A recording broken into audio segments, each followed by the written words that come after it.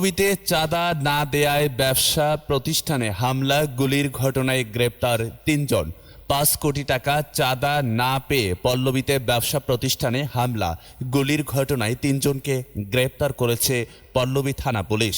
গ্রেপ্তারকৃতরা হলেন মোহাম্মদ নিলয় হোসেন বাপ্পি, মোহাম্মদ মামুন মোল্লা ও মোহাম্মদ রায়হান। ভুক্তভোগী ব্যবসায়ী জানান, তাকে কয়েক দফায় ফোনে হুমকি দেয়া হয়। এ ঘটনায় ভুক্তভোগী সহ এলাকাবাসীর মধ্যে আতঙ্ক বিরাজ করছে। এদিকে পল্লবী থানার ভারপ্রাপ্ত কর্মকর্তা ওসি শফিউল ইসলাম জানান, অভিযুক্তদের ধরতে চেষ্টা চালিয়ে যাচ্ছেন তারা। এরই মধ্যে হামলার ঘটনায় ৩ জনকে গ্রেপ্তার করা হয়েছে।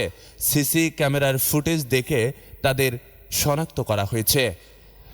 এর আগে শুক্রবার ১৩ জুলাই বিকেল ৫টার দিকে পল্লবীর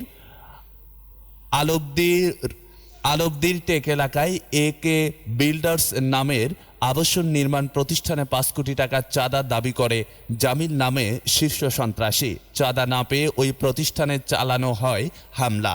গুলিতে আহত হন ওই কোম্পানির এক কর্মকর্তা।